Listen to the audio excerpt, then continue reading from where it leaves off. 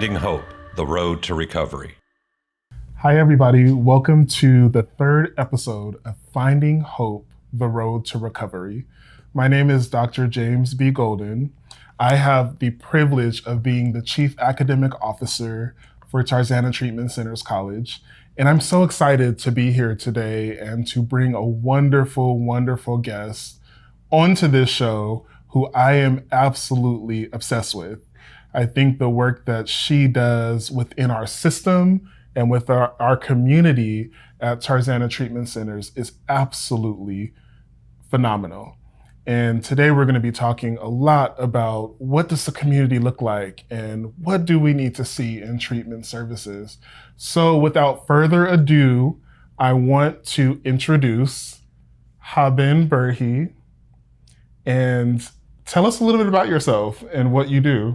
Oh, that's a very loaded question. Hi, everyone. My name is Haben Berhe, and I am the Dean of Student Affairs at Tarzana Treatment Center College. I am so happy to be here with you today, Dr. Golden. A little bit about me that you asked was I am a person that's very passionate about education and healthcare. And the beauty about my position is I am able to work with both major entities and be able to fuse them together to be able to provide everyone with an amazing education, an affordable education, and also provide them with an affordable healthcare with Tarzana Treatment Centers. So yeah, that's just a little bit about me. It's so exciting. And it's very exciting because how often do you get to sit and talk about what you do and what's behind all of that? So I'm very excited to get into this. I think the first thing that we need to do is talk a little bit about why are we here? And Tarzana Treatment Centers is a wonderful organization that provides so much to the community. I mean, we have all kinds of services, but we launched this college because we understood the value of having the ability to train the workforce that we're also employing. And there's so much that goes into that you have to consider. I think one of the big things that's important for us is to think about the communities within Los Angeles that we serve. And specifically, one of the things that has happened in education has been that there was a lack of information that was set specifically for different groups of people in the community. Mm-hmm. A lot of times we tend to educate people based off of a monolithic structure of curriculum and practice. And we have the ability to say, well, we want to do something different. And we're not interested in doing what's always been done. Mm-hmm. We want to serve marginalized communities.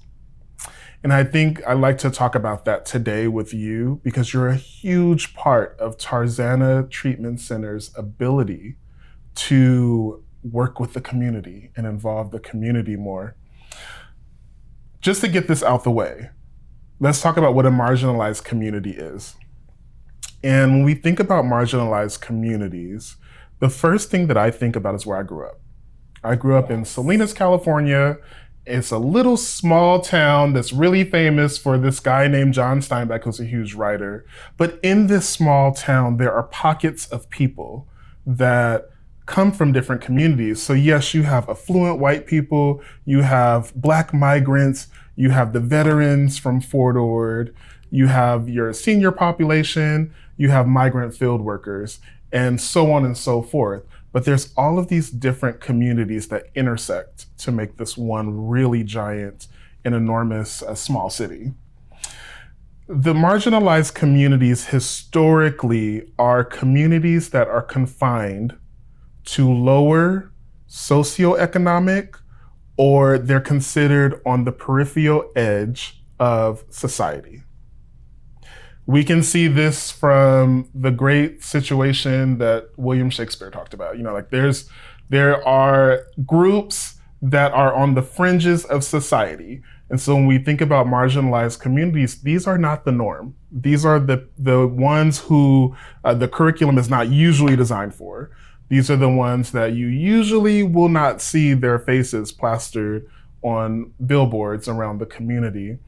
And so good examples of that would be, of course, people of color, Black and brown communities, indigenous communities. You're not likely to see an onslaught of things that are related to seniors or veterans or hearing, visual, and physically impaired people, or people who have experiences with homelessness. And I think that you've done an incredible job of helping us to get to a place where we're now looking at all of these marginalized communities and what can we do, not only as an organization and a school, but as a part of this community. What can we do to help to shape and to reshape what it looks like for marginalized communities?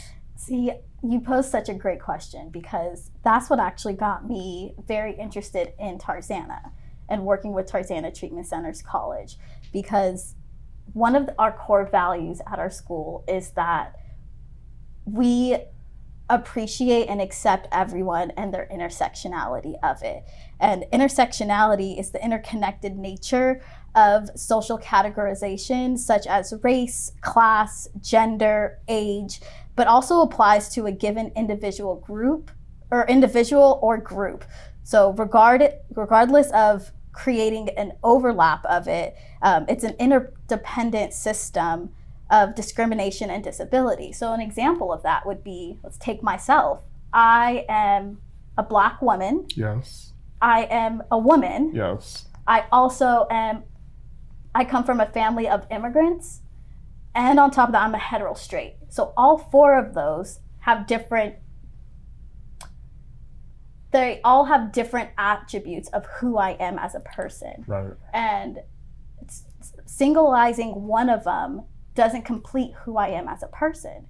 So I'm able to connect all of them and be embraced of who I am as my true authentic self, that is able to explain my intersectionality and be embraced without being discriminated against about being a Black woman or being from an immigrant family. So all of those together make up who I am, and that's the beauty of our school. We accept everyone with their true authentic self, and that's what I truly appreciate, and that's what drew me into being at Tarzana Treatment Centers College altogether. It's the fact that we truly care about who a person is and not just part of a person. It's that whole integrated healthcare that Tarzana Treatment Centers talks about, and that's what grabbed me into becoming who I am and what I want to do.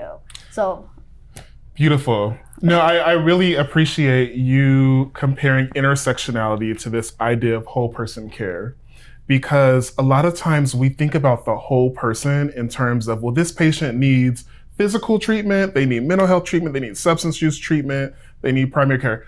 But a lot of times we don't consider the unique needs of each individual. So yes, I am a part of the Black community, but I am also a part of many other communities based off of the intersections of my life. And then if you talk about one single person with all of these different intersections, that means that we have a very specific experience on this earth. Exactly. We can't treat just one part of a person. And that's, again, a beauty about our school and our organization altogether, is that we truly care about treating the whole person. Because if you put a Band-Aid on someone, it's not fixing the problem. You're just temporarily fixing it, but that person still is dealing with other things that may link into if they have mental health issues or if they have SUD issues. Which one do you serve? Right. The beauty is we serve it all.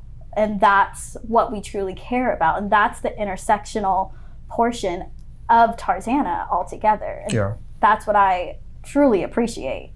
No, that really resonates with me. I tend to think about this idea of the importance of intersections in thinking about how people are treated. And we know that marginalized communities generally have a treatment that is outside of the dominant culture. This is something that we have to start to talk more about in healthcare, but also in healthcare education, which we're in a unique niche. And we need to be able to think about how do these people's intersections show up? How are we reinforcing them or at times damaging them? One of the things that I think about often is the gaps in care for people based off of these different groups or communities that they come from. And so if you grow up in a community that is impoverished, you are going to have a very different experience than a child who's growing up in an affluent area. Mm-hmm. You're going to have a very different set of accesses to medical treatment or to healthy eating. At times, clean water. There's still not clean water in Flint. So you think about these things, and depending on where you come from or what your background is, you may not have access. Specifically, when we think about substance use treatment in America, there has been a history of over-incarceration in communities of color. And when we talk about over-incarceration, this goes all the way back to the war on drugs. Mm-hmm. Specifically, the war on drugs went into communities of color, communities that were impoverished in urban areas, and put measures into those communities that made it completely unequal for the amount of people of color who ended up going to jail for drug-related offenses. Mm-hmm. A good example of that is you have two different drugs. You have cocaine powder and you have crack cocaine. This is the same drug. Same drug. It shows up differently and you do different chemistry. But if you were arrested in the 80s with a gram of cocaine versus a gram of crack, one of those sentences is going to be 5 to 10 years longer automatically. Mm-hmm. And that would be related to crack. And we know that crack cocaine is directly tied to the Black community in the way that it has been perceived. When you had Nancy Reagan, who had the campaign that was saying, just say no to drugs. And, I think when you had the president at that time, who was First President Bush, who held up a bag of cocaine and said, a bag of crack cocaine and said, this is America's problem. They were talking about the communities that were plastered all over the newspaper around the country as saying, crack mothers equal Black women. And so this is how we get sort of this separation and this marginalization of communities, when in reality, we know in our profession that SUDs do not discriminate. Exactly. And just because you come from any culture or background does not mean that you do not have access to the things that will cause a substance use disorder. And so that is a really important piece for us to think about. I think specifically in marginalized communities, we also have a lack of access to quality treatment. I agree, especially in the marginalized communities. Right.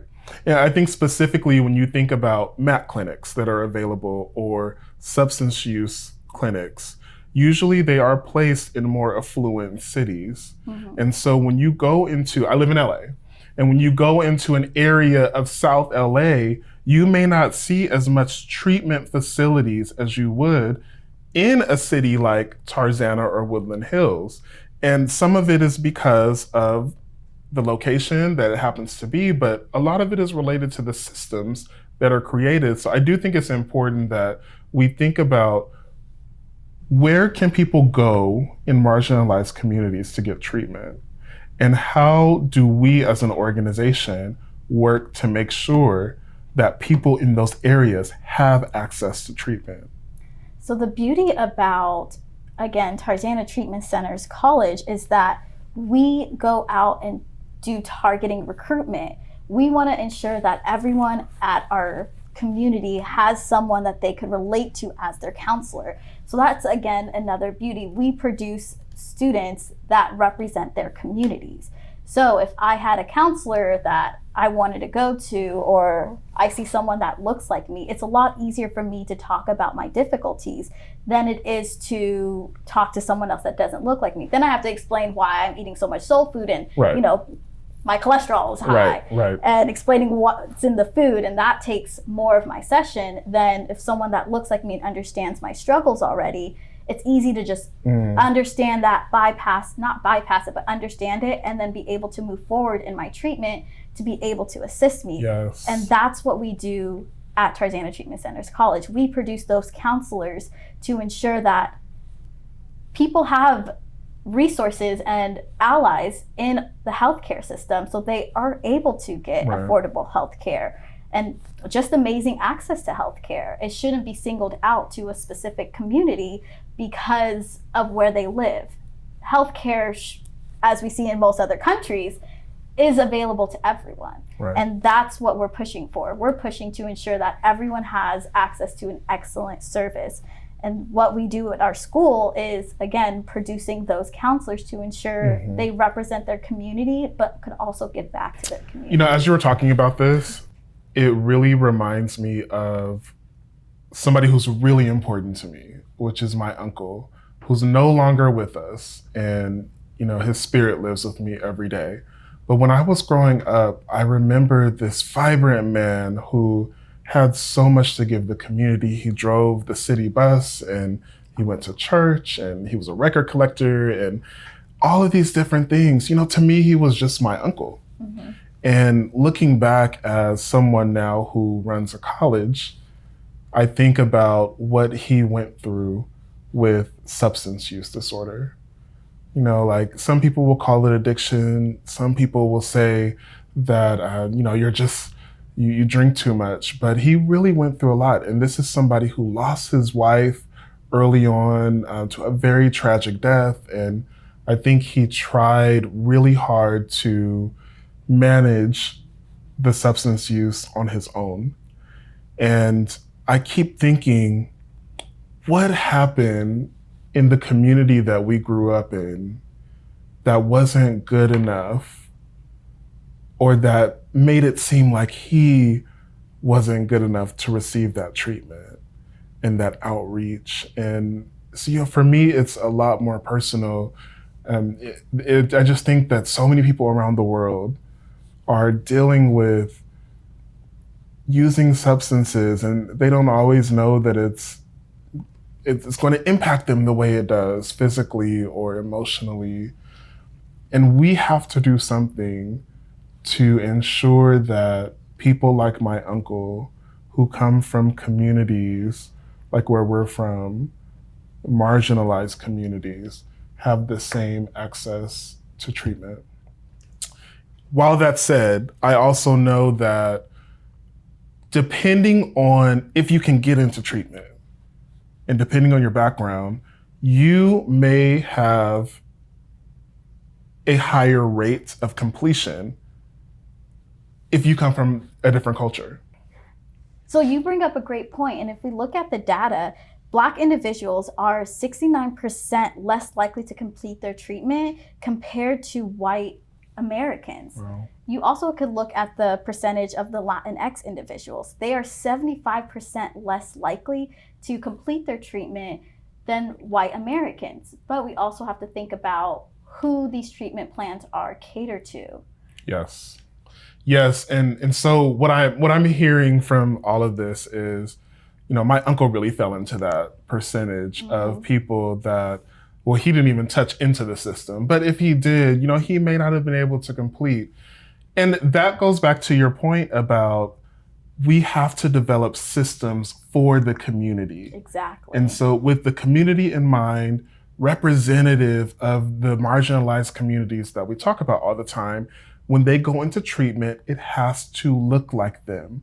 They have to have counselors that understand their backgrounds, and they have to have the ability to be themselves and to be honored so that they can heal. I love that Tarzana Treatment Centers does a really good job of ensuring that people go into those environments. That's one of the things that I think we do best.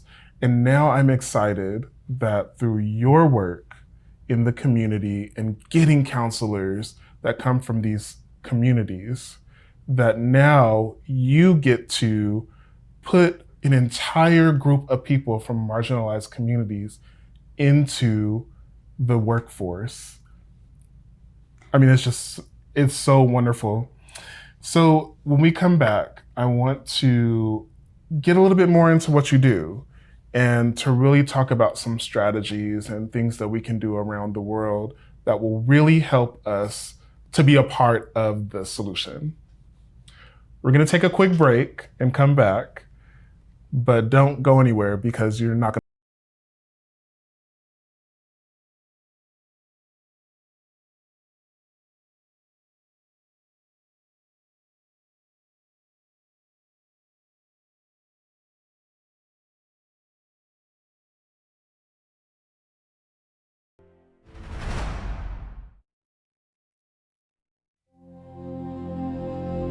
Can you tell which of these children was not born free? Can you tell which of these children was not born equal? Can you tell which of these children does not deserve to be treated with dignity?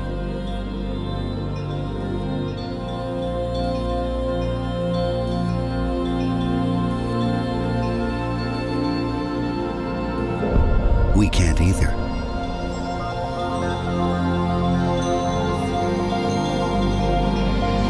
Human right number one. We are all born free and equal.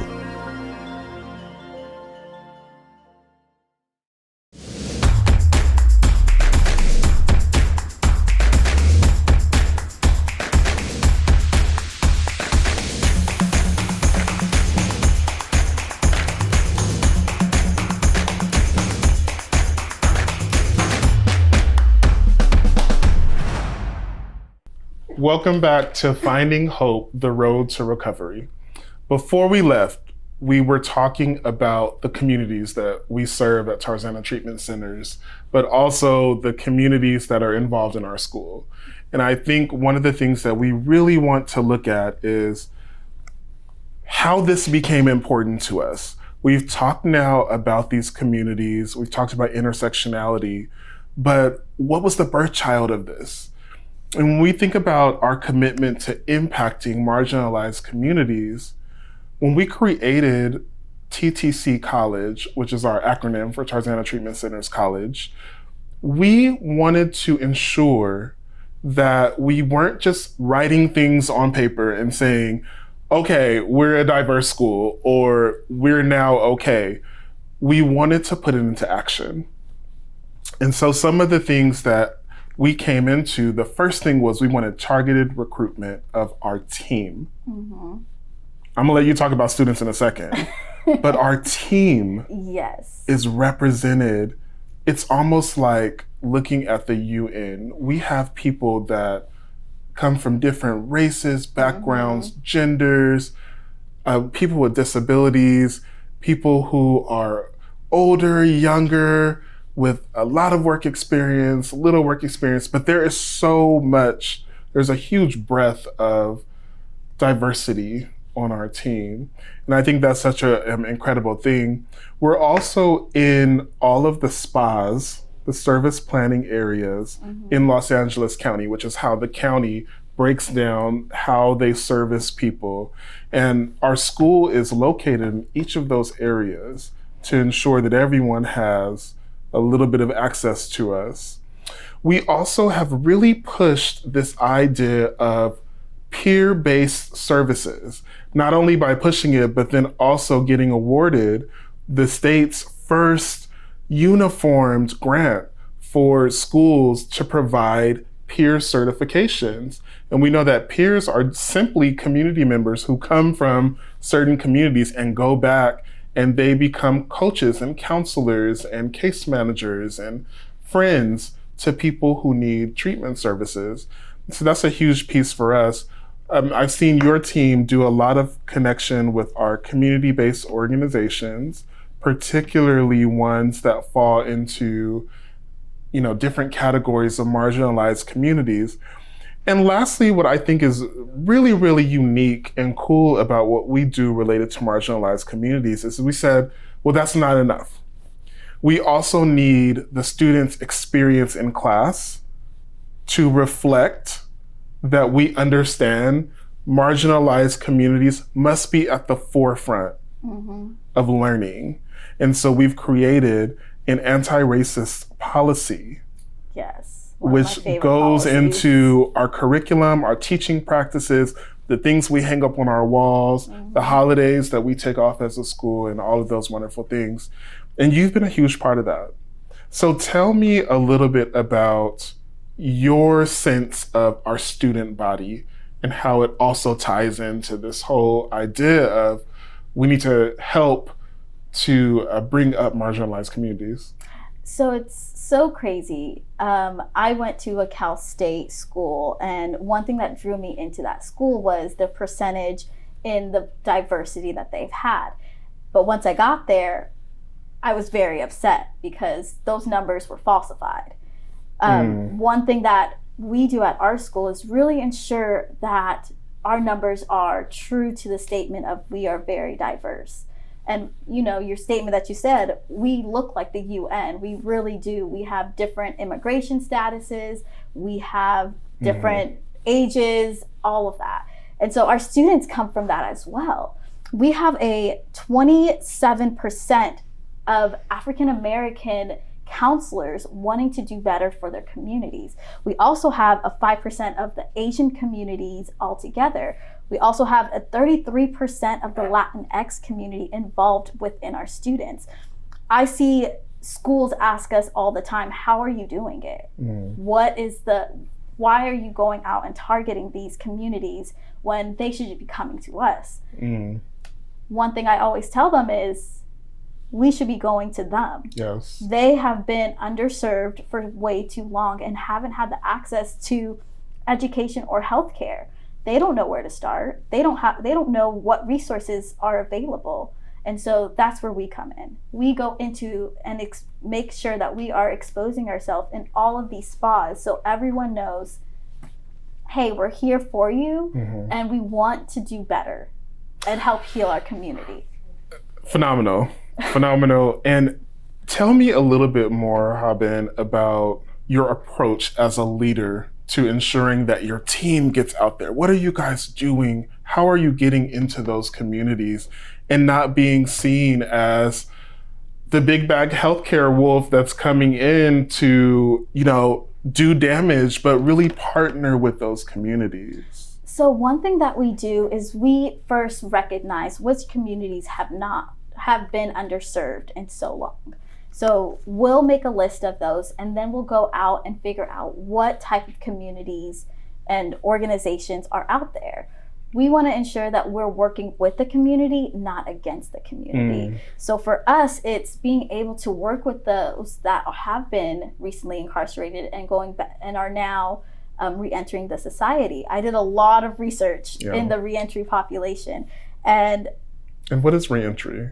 Re-entry population is those who have left the criminal justice system and have entered back into society. So they are now considered back to citizens. So like if somebody left prison or jail and then went back into the community, then they would be considered re-entry. Correct. Okay. So one of the people that we've decided to partner up with is the Department of Rehabilitation. We work with them so closely because we also understand that our students can't afford it once coming out, or those who have a disability, they shouldn't be hindered for their characteristics. Right. They need to be embraced. And so we work with multiple different agencies that have that same mission as us, such as AJCC, which stands for American Job Career Centers. We also work with Continuity Consultant, who works within the Valley State Prison themselves. So we're able to catch those and provide them hope and encouragement to go into the education system and be able to go into the workforce right away. So those are just a few strategies that we've come up with. There's plenty more that we are testing out to see how beneficial or how we could work with the community rather than them seeing us as we're trying to take over. Because that's not our plan at all. We want to ensure that everyone feels welcome and accepted for who they are, but also are being able to be educated. That's one reason why I'm super excited we have the Sheila Keel grant for our GED program called Project Open Doors. that way, those who don't have a high school education are able to receive a GED with us in such a short amount of time. I mean, it's just, I love the fusion of disciplines, and what you're doing is thinking about the systems and systems that inform those systems and how they're all created and connected. So it's not good enough to now just say, okay, we're an anti-racist school, we're helping the marginalized community, so we're just gonna go work with the organizations. Now we're talking about going into specific places where you can now affect bigger systems around people being able to actually access education at all. Exactly. Because you can go sign up people, but you know that you have to have a high school diploma.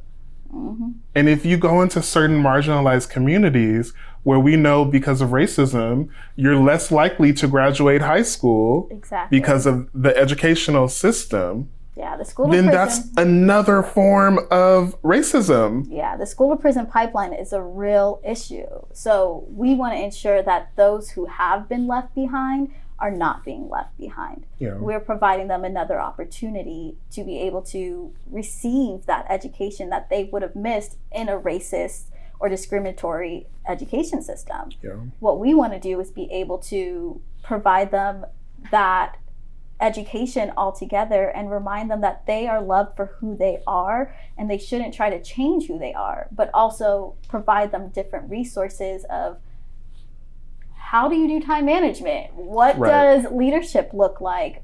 How do you do email etiquette? Those are some additional services that we provide them. But our main focus to ensure that they know that there's people that are on their side and that are supporting them throughout their whole journey. We don't just leave our students once they graduate. I was just talking to one of my former students yesterday, and she was so excited about telling me about her new job and what she was doing and working with her new patients and what her caseload looks like. And that to me brought me so much joy hearing that, because now I know there's one person in the community that could help heal us, not hinder us. And how did she find out about TTC College in the first place? What was her story sort of walking in? Yeah, so her story was she hasn't been in school in a very long time and was very worried about stepping into school. The beauty about it is that she felt comfort with her mom coming into the program at the same time. And so at first I thought that was going to be an issue with mother-daughters, this very intimate, intense content that we have. We want our students to be very vulnerable, but their relationship made it very easy for them to do that together.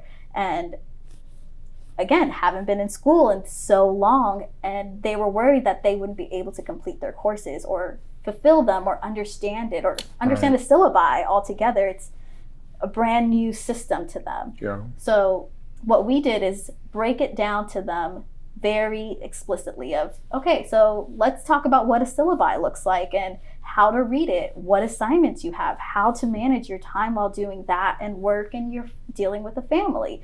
So with this student personally, they actually made sure that they reached out. They found us on a Google search, luckily, and loved our core values.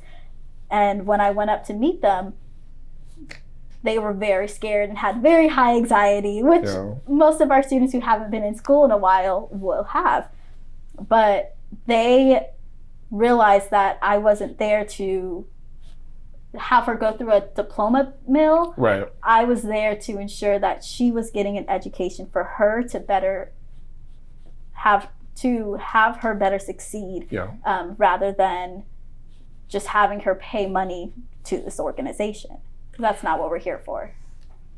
I really love this idea of being student-centered, because this ties back to what we're talking about, which is we're bringing people in from marginalized communities who have specific needs, who have felt left out, and we are sending them back into those same communities with the hope that they will represent Tarzana Treatment Centers and they will represent this idea of freedom and healing for the community.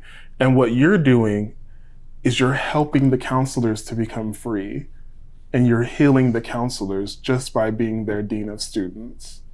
And that is, and I can imagine that's a huge honor for you to be able to be in that role where you're not just changing the lives of your students, but thinking about how you're changing the trajectory of their families and the treatment options in the same communities that we've been talking about today. Yeah, it's completely crazy to think about it that way, because for me, it's more of I'm able to help support this person to achieve their dream that they've had, that they are now dusting off from the cobwebs. But hearing one of my students yesterday tell me, thank you for pushing me to go to school and sitting with them for an hour just to talk to them about our program and provide them information. Now this person is graduating from our program this next week, and I'm so elated for it. This person has been working a full-time job, been able to go through her struggles and tribulations, but at the same time realize what her true mission is and her vision. Oh. And we just had a conversation yesterday about what that looks like for her. And when she told me thank you, I'm like, oh, this was all you. Like, I didn't do anything. And she had to remind me. You did. I did. And I had to take a second to say, that is what I'm here for. I want to be here for you to be able to feel like this, so our community is one step closer to being healed. Yeah, to me, I keep thinking about the richness of our student body. And in particular, I remember one student who came to me, and I got choked up because, I'm also a crybaby, but, with the student said, I knew I was in the right place when I looked on the website. Yes. And I saw you and I saw your team because I could see myself. And that statement carries all the way through what we're talking about, which is representation in healthcare, representation in education, seeing marginalized community members running organizations, having anti-racist curriculum, and putting people back into those communities who are safe and who are going to heal the community. So I really appreciate hearing that and just what you're talking about. As we wrap up, one of the things I'm wondering, there's a lot of viewers out there, and they're probably wondering, okay, you guys are talking about marginalized communities and anti-racism and counselors. What can the community do that will help us all to be in a more healed world? So there's a lot that we could do. So the first thing is opening more clinics in these marginalized communities. Yes. Being able to have a place in the communities that they recognize, but also are able to get the treatment that they need, but a successful treatment. Right. So would that be like having murals on the wall that reflect the community? I think about some of the names of some of the buildings. It's like, we need more names of people of color and people who go under-recognized. Exactly. One great thing about our school is that one of our locations is at MLK Hospital.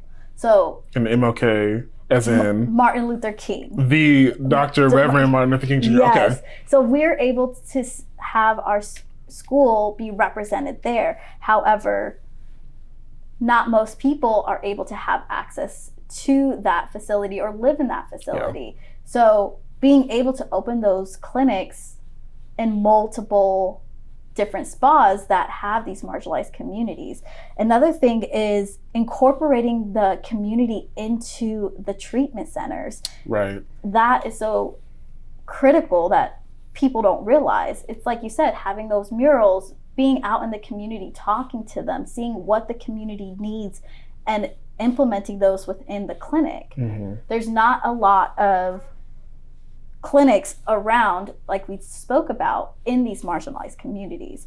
Another thing that we could do is refer counselors' interests altogether.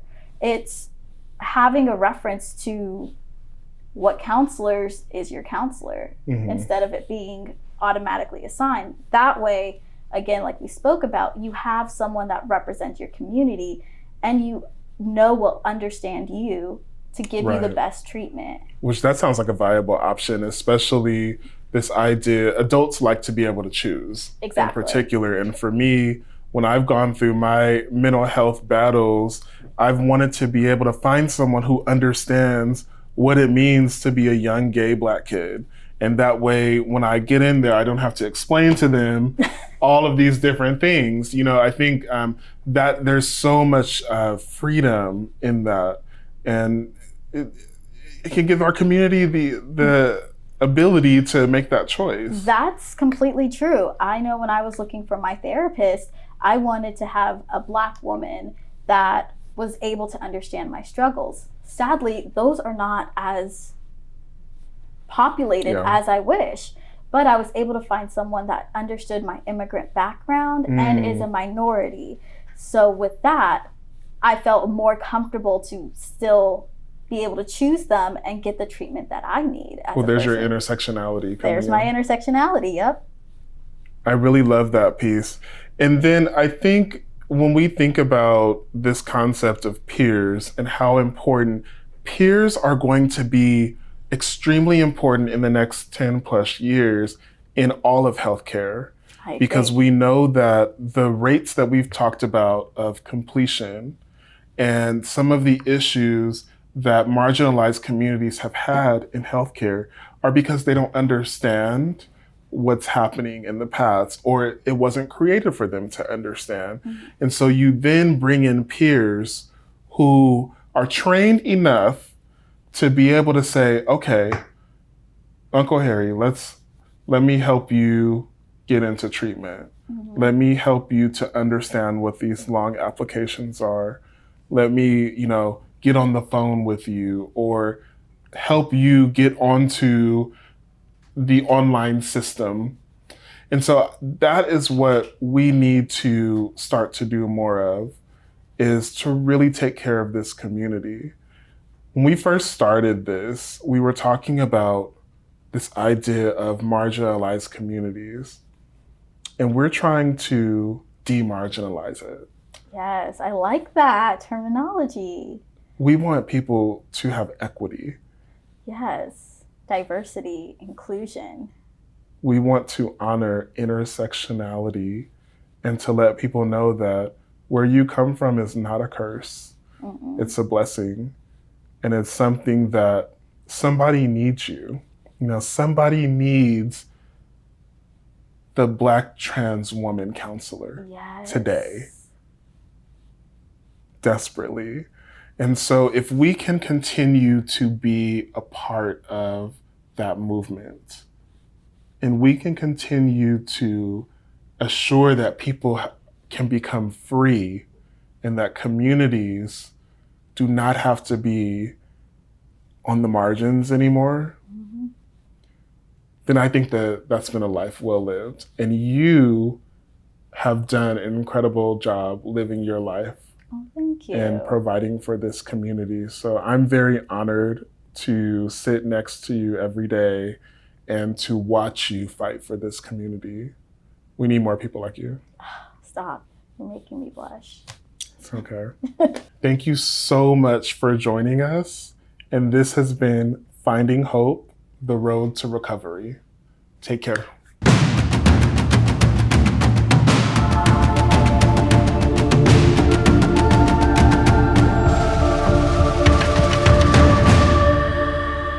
Finding Hope, the Road to Recovery. Brought to you by Tarzana Treatment Centers. You can visit our website at www.tarzanatc.org or call 1-800-996-1051.